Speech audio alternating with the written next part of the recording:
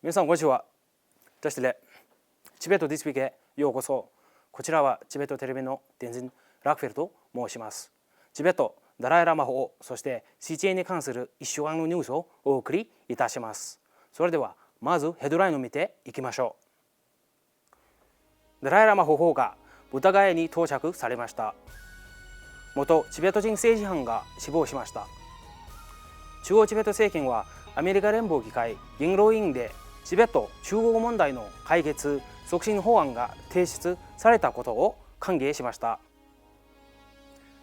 ペンパチン主席大臣はインド・インターナショナル・チベットネットワークの全国作業委員会の会議に出席して講演を行いました。カナダ連邦議会が中東アプローチを支持する議案を可決して、ペンパチン主席大臣はカナダ連邦議会のガーネット・ジヌイ議員に感謝の意を伝えました。世界の15の議会からなる議員団は中国政府による大規模な DNA データ収集を補助する企業への制裁措置の実施を各国の政府に要請します。アメリカの中国問題に関する連邦議会行政府委員会はサム・フィッシャー・サイエンティフィック社の中国政府によるチベットでの大規模な DNA データ収集への関与について調査を実施しました。ワシントン DC チベット事務所は中国チベット青年交流会を開催しました。キャンベラのチベット事務所のカルマシンゲ大王はオーストラリアのペニー・ウォン外務大臣に北京でチベット問題を訴えるよう要請しました。チベット連帯運動デモは開始から10年になりました。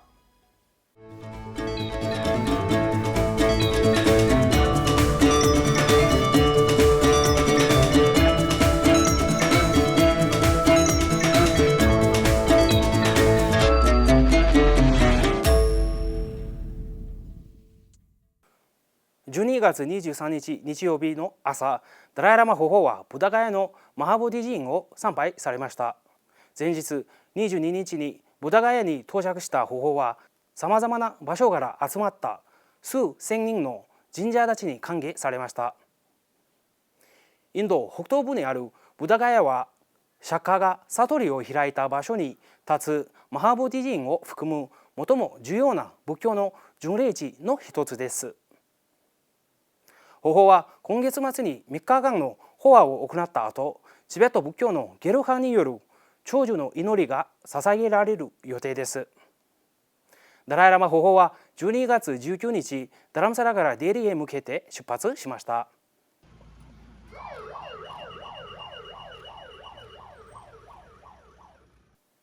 サラワン教育基金の招待を受け、法はグルガン市を拠点とするサラワン公立学校にて、心と精神の教育について、またインドに古くから伝わるアヒンサとカルーナからヒントを得ることが現代教育システムに効果的な変化をもたらすことについて、およそ5000人の生徒と対話しました。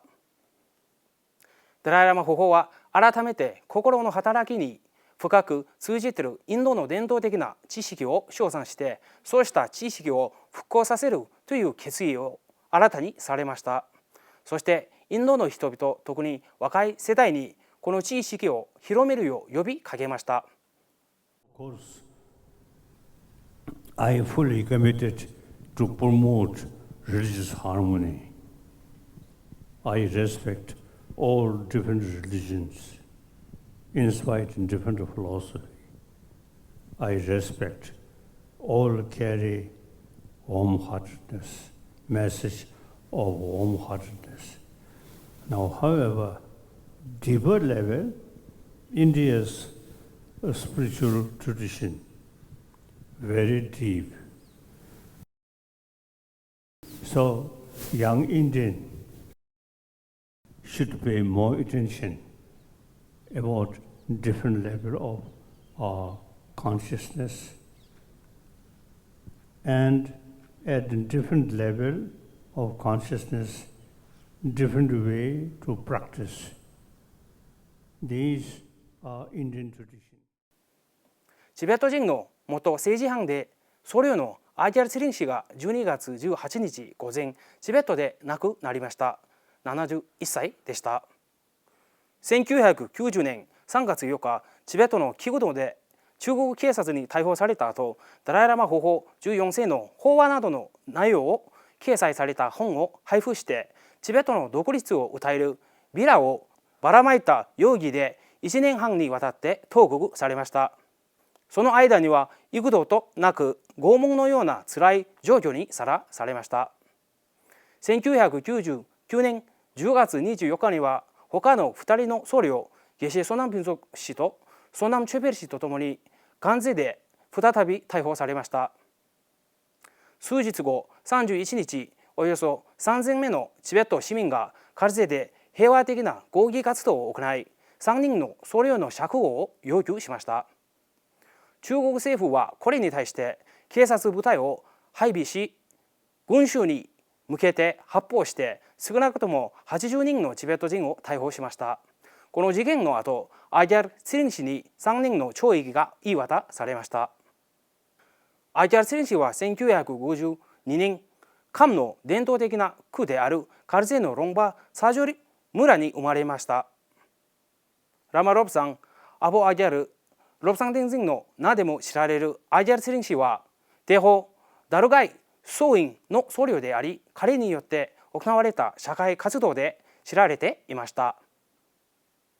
中央チベット政権はアメリカ連邦議会元老院にて、超党派によるチベット中国問題の解決促進法案が提出されたということを歓迎しました。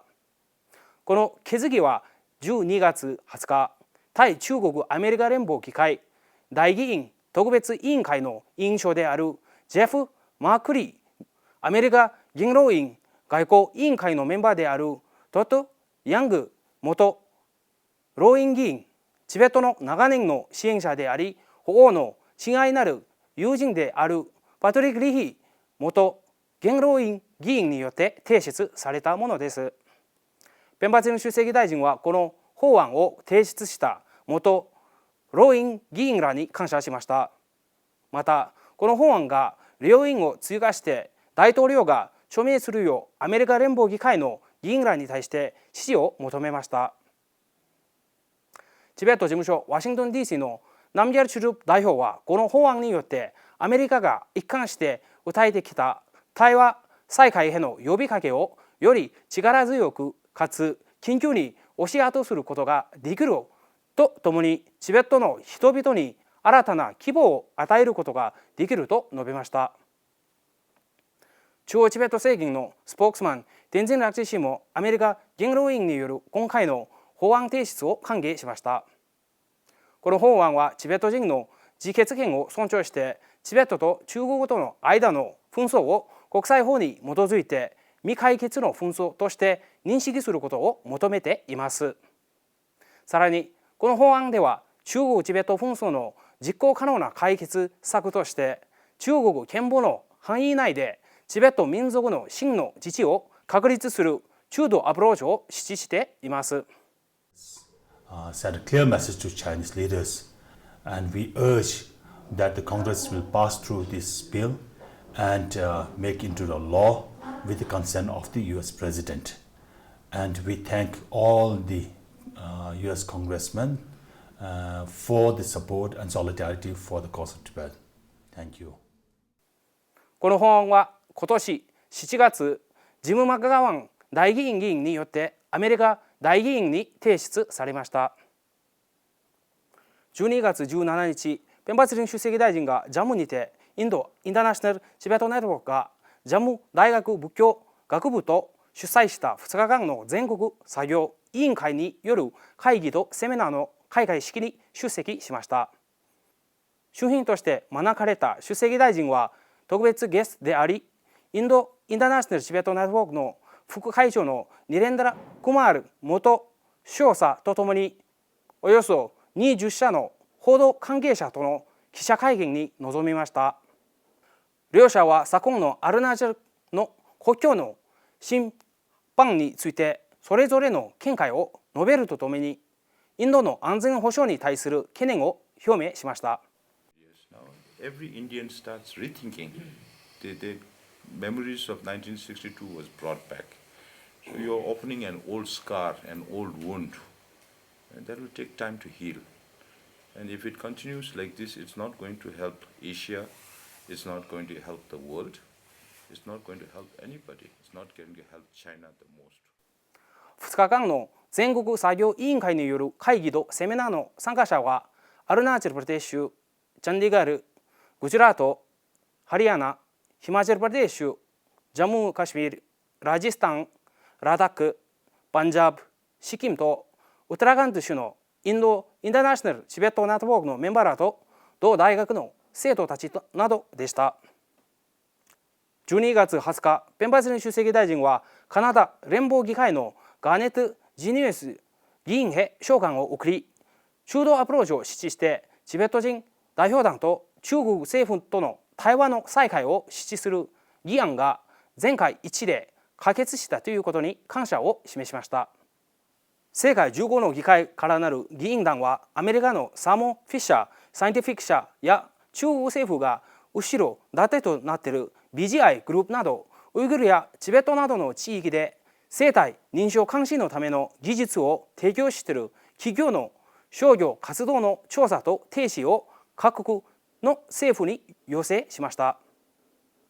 アメリカの科学機器メーカーであるサーモン・フィッシャー・サイエンティフィック社がチベット自治区における中国警察へ DNA キットとシーケンサーを販売しているということを懸念してアメリカの中国問題に関する連邦議会行政府委員会は同社のマーク・キャップサー CEO に召喚を送りました。召喚ではチベット自治区の警察が厳しい弾圧にさらされている子どもも含めた多くのチベット人に対して DNA データ収集を強制的に行っており、その際に同社の DNA シーケンサーが使用されているということへの認識と関与について質問をしました。ジェフリー・ A ・マクリー上院議員、ジェームス・ P.B. 代表、マルコ・ルビオ上院議員、クリストファー・ H ・スミス代表が連名で提出した召喚ではサーモン・フィッシャー・サイエンティフィック社に対して中国への販売禁止を要請しました。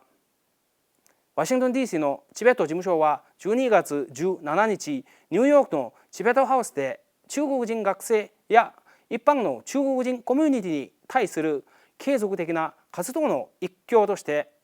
中国チベット青年交流会を開催しました。ナムギャルシル代表とクンガラシ元中国連絡官は中国の活動家であり学者でもあるテン・ビャオ博士とゾウ・ファンソ氏が参加したイベントにも参加し、およそ80名の若者たちと意見を交換しました。参加者は中国に対する認識の変化、中国内外での白紙デモへの若者の関与、中道アプローチ、チベット人の自決言などを含めて中国の政治及びチベットの未来というテーマについて議論しました。ツルジムギャソ中国連絡官が司会を務め、変化しつつある中国の中で変化しないチベットの問題に焦点を当て、両者がより深く関わることを促しました。キャンベラのチベット事務所のカルマシン議代表は、中国訪問を翌日に控えめたオーストラリアのペニー・ウォン外務大臣に召喚を送りました。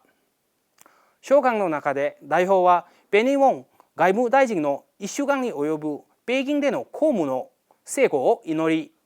王毅国務委員兼外相をはじめとする中国共産党の指導者たちとの交流の中でチベット問題を可能な限り強い言葉で定義するよう要請しました。